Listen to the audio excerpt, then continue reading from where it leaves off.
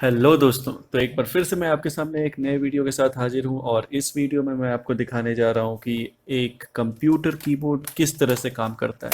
हालांकि ये एक काफ़ी पुराना कीबोर्ड है और ये PS2 कीबोर्ड है।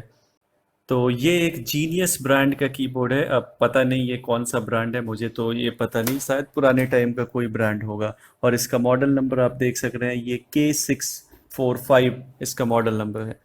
तो ये काफ़ी पुराना कीबोर्ड है। वैसे हम लोग एक आइडिया ले सकते हैं इसमें कि क्या हो सकता है इसके अंदर और कैसे कीबोर्ड काम कर सकता है। तो यहाँ पे मैंने इसके वायर को कट करके इसको यूएसबी में कन्वर्ट करने की कोशिश की थी, बट इसका ड्राइवर सपोर्ट नहीं किया, क्योंकि पुराना कीबोर्ड, पुराना PS2 कीबोर्ड काफ़ी डिफरेंट होता है। तो उसमें जो ड्राइवर है वो अभी सपोर्ट नहीं कर पाएगा वो कंप्यूटर से जुड़ने के बाद। हालांकि इसको भी बनाया जा सकता है, लेकिन उसके लिए आपको आर्डिनो बोर्ड का मदद लेना होगा। तो उस पे मैं शायद आगे वीडियो बनाऊं। तो वैसे चलिए शुरू करते हैं। तो यहाँ पे आप देख सक रहे हैं मैंने कीबोर्ड को उल्टा रख दिया है और यहाँ पे आप देख पा रहे हैं इसमें काफ़ी सारा स्क्रूज लगा हुआ है। तो इसे खोलना काफ़ी बोरिंग टास्क है, तो इसको मैं यहाँ पे फास्ट फॉरवर्ड कर दिया हूँ। तो देख पा रहे हैं आप कितने सारे स्क्रूज हैं इसमें। ये सारा स्क्रूज और कुछ नहीं, बस एक री इन्फोर्समेंट देता है कीबोर्ड में, उसको एक ढांचा को स्थिर रखता है। तो क्योंकि ये लंबा है, तो अब एक चार स्क्रू चार कोने पे देने से वो थोड़ा सा अनस्टेबल सा हो जाता है। तो यहाँ पे मैंने ऊपर वाले कवर को हटा दिया है, लेकिन अभी भी ये पूरी तरह से बाहर नहीं आ रहा है। शायद यहाँ पे कुछ फंस रहा है, तो इसको हम अच्छी तरह से काफ़ी देखते हुए इसको हम निकालेंगे, ताकि कुछ भी टूटे नहीं। अगर कोई वायर कनेक्टेड हो तो वो टूटे नहीं। तो यहाँ पे आप देख पा रहे हैं ये एक प्लास्टिक सर्किट बोर्ड है जिसपे कि सर्किट्स बने हुए हैं और इसमें 3 लेयर्स होते हैं जो हम आगे डिस्कस करने जा रहे हैं। ये यहाँ पे ये फंस रहा था और इसके ऊपर है एक सिलिकॉन का पैड जिसपे कि छोटे छोटे बबल्स बने हुए हैं, जो कि कीज को ऊपर की तरफ पुश किए रहता है। तो बेसिकली ये पोर्शन जो है निचले हिस्से में फिक्स होता है और इसके ऊपर से ये कीज को फिक्स किया जाता है। तो उसको हम बाद में देखेंगे निचले पोर्शन को। अभी ये ऊपर वाला जो कवर है इसमें देखते हैं क्या क्या है। तो यहाँ पे आप देख पा रहे हैं कि सारे कीज अलाइंड हैं और ये सारे कीज अभी नीचे की तरफ दबे हुए हैं। तो ये देखिए, मैं पीछे से अगर इसे पुश कर रहा हूँ तो ये बाहर बाहर निकल आते हैं, बाहर पॉप आउट हो जाते हैं। तो बेसिकली इनको पॉप आउट करने का काम जो करता है, वो नीचे जो आपको दिखाया था वो रबर पैड जो है वो इसे पुश किए रखता है ऊपर की तरफ। तो फिलहाल के लिए हम इस साइड अंदर की तरफ देखेंगे अब इसमें क्या है। तो ये हमारा हो गया वायर। यहाँ से मैं वायर खोल लूँगा। ये छोटा सा सर्किट बोर्ड है यहाँ पे इसके अंदर। तो आइए हम देखते हैं इस सर्किट बोर्ड में क्या है। ज़्यादा कुछ नहीं, 3 LEDs हैं और कुछ कंपोनेंट्स हैं, जैसे कैपेसिटर है और लाइक सिरेमिक कैपेसिटर है। तो PS2 में जो ये 4 वायर होते हैं, ये होते हैं ग्राउंड, डेटा और क्लॉक सिग्नल, और लास्ट होता है VCC का, जो +-5 वोल्ट आप जो बोल लें, मीन्स +5 वोल्ट। तो ये है हमारा एक इसको बोलते हैं चिप ऑन बोर्ड टेक्नोलॉजी। इसके अंदर ये एक तरह का IC है। कॉस्ट कटिंग के लिए इसको एक ब्लॉब मेथड से बनाया जाता है। तो अगर ये ख़राब होता है तो आपको पूरा रिप्लेसमेंट करना पड़ेगा और इसकी पिन कॉन्फ़िगरेशन या पिन डायग्राम आपको नहीं मिल पाएगी। तो बेसिकली यही है। और यहाँ पे आप देख पा रहे हैं ये है हमारे पास PCB फिंगर्स। तो यहाँ पे ये जो फिंगर्स बने हुए हैं ये कार्बन फिंगर्स हैं। आजकल गोल्ड फिंगर्स या फिर कॉपर फिंगर्स यूज्ड होता है। गोल्ड फिंगर्स तो नहीं, लेकिन कॉपर फिंगर यूज होता है, जिसके ऊपर गोल्ड प्लेटिंग रहती है, ताकि उससे डिले बहुत कम आता है और बहुत ज़्यादा इफेक्टिव होता है। तो यहाँ पे हम देख पा रहे हैं एक की पे जो आप देख पा रहे हैं एक प्रॉपर सा स्क्वायर एरिया बना हुआ है, ताकि वो प्रॉपरली उस रबर पैड को पुश कर सके। तो अब हम देखेंगे निचला भाग, निचला हिस्सा, कीबोर्ड का अंदरूनी निचला हिस्सा। तो यहाँ पे आप देख पा रहे हैं ये सारे जो हैं ये सिलिकॉन बबल्स हैं, जो कि सिलिकॉन पैड पे ही क्रिएट किया गया है और ये काफ़ी अच्छा क्वालिटी का पैड है।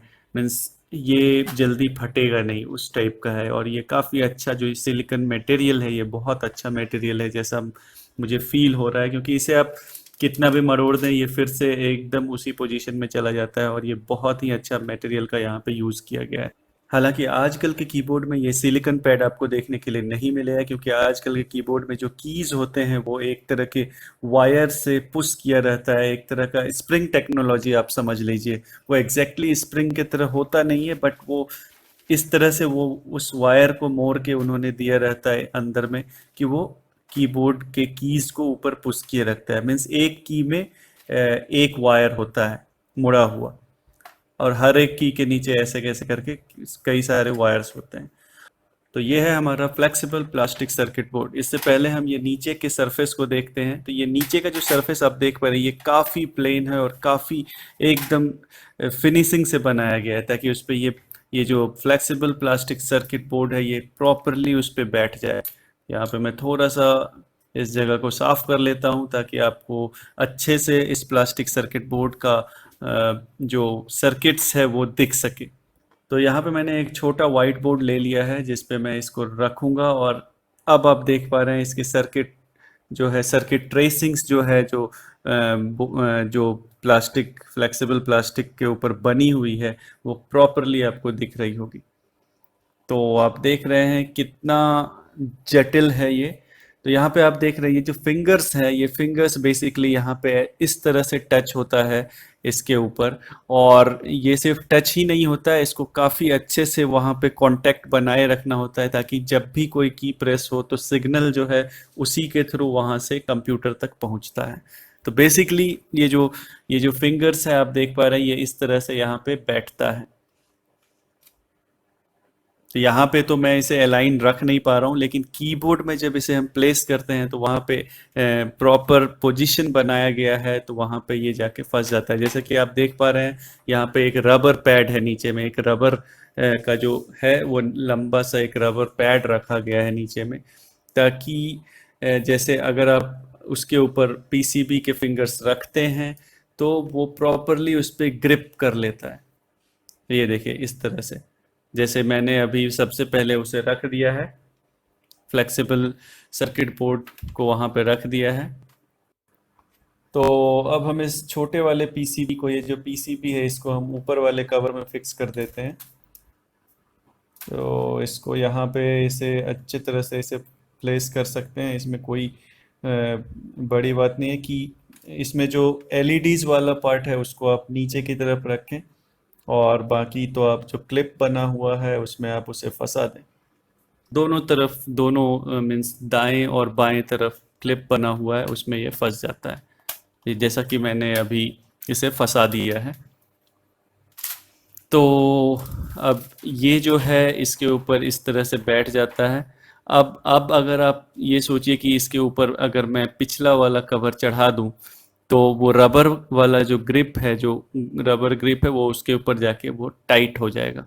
ये देखिए, ये जो रबर ग्रिप है, अगर मैं पिछला वाला कवर को इसके ऊपर चढ़ा देता हूँ तो ये रबर, ये बस मैं आपको दिखाने के लिए इसे निकाल दिया है, बट ये कुछ इसी तरह से इंटरनली ये ऐसा ही पोजीशन पे आ जाता है, जिसके कारण से उसके बीच में दबाव बना रहता है। और तो और दबाव बनाने के लिए रबर ग्रिप के दोनों साइड में स्क्रूज भी दिए गए हैं। ये देखिए, ये जो स्क्रूज है बेसिकली यहाँ पे टाइट हो जाता है दोनों साइड में, जिसके कारण कि उस पर एक प्रेशर बना रहता है, तो वहाँ पे वो प्रॉपर कांटेक्ट बना रहता है, जो पीसीबी के फिंगर्स हैं और जो फ्लेक्सिबल सर्किट बोर्ड के फिंगर्स हैं, तो दोनों में एक प्रॉपर कांटेक्ट बना रहता है, और वहाँ से डेटा ट्रांसफ़र होता है या रिसीव होता है, जो भी है। तो ये सारे तो ऊपर वाले पार्ट के काम थे और पीसीबी के काम थे। अब हम लोग देखते हैं फ्लेक्सिबल सर्किट बोर्ड में क्या होता है। तो फ्लेक्सिबल सर्किट बोर्ड में 3 लेयर्स होते हैं। बीच में होता है सेपरेटर, ऊपर होता है एक लेयर, नीचे होता है दूसरा लेयर। तो ये जो पॉइंट्स आप इस पे देख रहे हैं, ये जो डॉट्स आप इस पे देख रहे हैं, ये है आपके कीज। तो हर एक डॉट हर एक कीज को रिप्रेजेंट करती है, और यहाँ पे आप देख पा रहे हैं ये बबल की भी पोजीशनिंग उसी तरह से की गई है कि वो हर एक डॉट को कवर करता है। तो अगर मैं इसे अच्छे से यहाँ पे प्लेस करूँगा तो हर एक डॉट जो है वो एक बबल के नीचे आता है। तो जब भी आप बबल को प्रेस करते हैं तो वहाँ से वो उस डॉट पे वो प्रेस होता है, जैसे वो डॉट जो है वो वहाँ से प्रेस होता है और निचले वाले डॉट से सटता है जाके। तो बेसिकली यहाँ बीच में सेपरेटर है, आपको शायद दिख रहा है कि नहीं पता नहीं। तो यहाँ पे आप देख रहे हैं ये डॉट ऊपरी हिस्से में है और वो डॉट निचले हिस्से में है, तो दोनों जब तक आपस में कांटेक्ट में नहीं आते हैं तब तक आपके की का जो जैसे आप की प्रेस करते हैं तो इन दोनों के कांटेक्ट में आने से ही वो सिग्नल जनरेट होती है। तो इसके बीच में सेपरेटर रहता है जो कि मैं आपको दिखा देता हूँ। आपको शायद दिख नहीं रहा होगा, हाँ ये देख सकते हैं, आपको कैमरा में थोड़ा दिख रहा होगा, इस सेपरेटर है, सेपरेटर में एक होल बना हुआ है, तो वो होल जो है ठीक डॉट के जगह पे ही बना हुआ है। तो बीच वाला जो हिस्सा है वो थोड़ा मोटा है, तो अगर आप समझ लीजिए एक सैंडविच की तरह है ये, तो बीच में एक होल है और एक साइड से एक लेयर, दूसरी तरफ से एक लेयर, और अगर आप बीच में उसको रखते हैं तो वो दोनों लेयर उस समय तक टच नहीं करेगा जब तक कि उसे कोई प्रेस ना करे। तो यहाँ पे आप देख पा रहे हैं, अगर मैं इस साइड वाले लेयर को यहाँ से प्रेस करता हूँ तो सेपरेटर का जो होल है उसके थ्रू वहाँ पे वो कांटेक्ट बनाता है। तो यानी कि आप जब तक उसे प्रेस नहीं करेंगे तब तक वो सेपरेटर जो है उसे सेपरेट रखेगा, लेकिन होल वहां पे बना हुआ है, तो जब भी आप उसे प्रेस करेंगे की से तो उस होल के थ्रू वहां पे वो निचले हिस्से वाले बिंदु को या पॉइंट को टच करेगा और आपके कीबोर्ड से एक सिग्नल जनरेट हो जाएगा। तो यहाँ पे आप देख पा रहे हैं इसमें भी जो है दो पार्ट है, तो ऊपरी हिस्से के लिए जो है वो अलग पार्ट है, निचले हिस्से के लिए जो है अलग पार्ट है। ये बड़ा वाला जो है ऊपरी हिस्से पे फिक्स होता है, तो बड़ा वाला जो है ये ऊपरी, यहाँ पे मैं इसको ये जो है काफ़ी यहाँ पे लॉक करके फिक्स कर दिया गया है, यानी कि यहाँ थोड़ा सा इन्होंने कुछ लगा के रखा है, ग्लू या फिर प्लास्टिक सीलिंग यहाँ पे लगा के रखी है, बट मैं उसे तोड़ रहा हूँ। लेकिन आप अपने केस में ऐसा मत कीजिए क्योंकि ये कीबोर्ड मेरा पुराना है, तो फिर से इसे अलाइनमेंट करने में आपको काफ़ी दिक्कत आ जाएगी। तो इसलिए आप अपने केस में इसे नहीं तोड़िएगा। मैं बस आपको दिखाने के लिए इसे तोड़ रहा हूँ ताकि आपको सारे पार्ट अच्छे से दिखा सकूँ, अलग अलग करके इसमें जो 3 लेयर्स हैं वो अच्छे से आपको दिखा सकूँ। तो वैसे मैं अलाइनमेंट में कोई दिक्कत नहीं आएगी, अगर मैं इसे निकाल भी देता हूँ तो इसे बस एक अलाइन करना होगा जब हम इसे फिक्स कर रहे हैं प्रॉपरली। जब इसे मतलब टाइट करेंगे, जब इसे इसके कवर में डालेंगे उस समय हमें इसे अलाइन करना है बस, और कुछ नहीं। तो यहाँ पे मैं यहाँ पे भी एक सील है उसको भी निकाल दे रहा हूँ, और ये हमारा निकल गया पूरा एक लेयर, ये ऊपर वाला लेयर है, और ये रहा हमारा, हाँ हम ऊपर वाले लेयर को पहले देखेंगे, बाकी के 2 लेयर को रहने देते हैं। तो ये आप देख पा रहे हैं उस इस ऊपर वाले लेयर में काफ़ी सारे ट्रेसिंग्स बने हुए हैं, तो ये ट्रेसिंग्स जो है हर हर एक बिंदु पे जा रहा है, हर एक बिंदु पे जा रहा है, और हर एक बिंदु जो है एक की को रिप्रेजेंट करता है, जैसा कि मैंने पहले भी बताया था। तो आइए हम इस ट्रेसिंग के कनेक्टिविटी को चेक करते हैं। तो बेसिकली अगर मैं यहाँ से यहाँ अगर इसमें ज्वाइन करता हूँ तो आपको बीप की आवाज़ सुनाई दे रही होगी। तो बेसिकली ये जो है कार्बन ट्रेसिंग है, तो इसमें रेसिस्टेंस थोड़ा ज़्यादा होता है, लेकिन पहले के हिसाब से जो है लोग जो कीबोर्ड में कॉस्ट कटिंग के लिए, कीबोर्ड को सस्ता बनाने के लिए ये लोग कार्बन ट्रेसिंग करते थे। वैसे आजकल के भी टाइम में अगर फ्लेक्सिबल प्लास्टिक सर्किट बोर्ड अगर बनानी हो तो उसमें कार्बन ट्रेसिंग का ही यूज़ किया जाता है, क्योंकि ये काफ़ी फेवरेबल होता है इस चीज़ के लिए। तो यहाँ पे मैं बस चेक कर रहा हूँ कि एक कंटिन्यूटी चेक कर रहा हूँ कि अगर मैं इस पॉइंट पे रखता हूँ तो किसी भी जगह अगर ये दूसरा वाला जो है मल्टीमीटर का नोड अगर टच करता है तो वो एक बीप टोन देगा। बस मैं वही आपको दिखाना चाह रहा हूँ, वैसे वैसे और ज़्यादा कुछ इसमें है नहीं।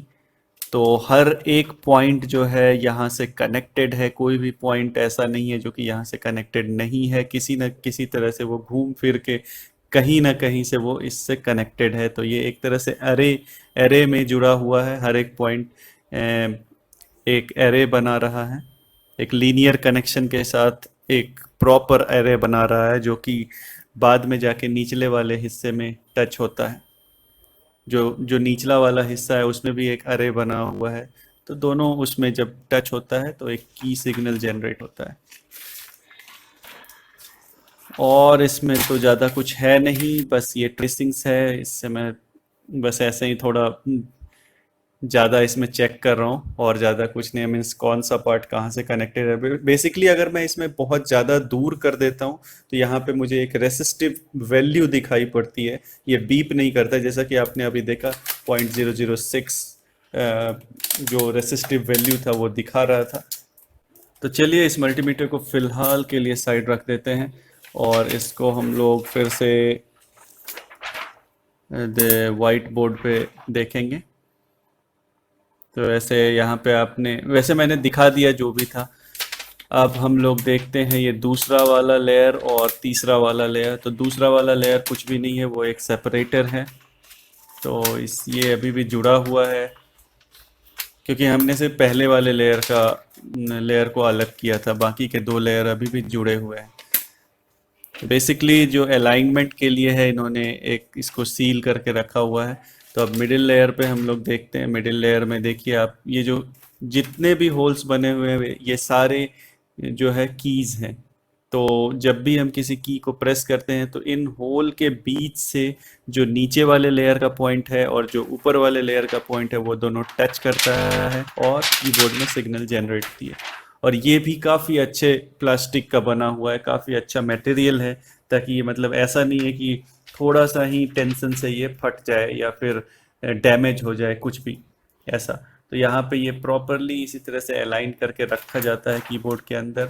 तो ऊपर वाला लेयर, फिर बीच में सेपरेटर वाला लेयर, फिर नीचे में जो है नीचे वाला लेयर।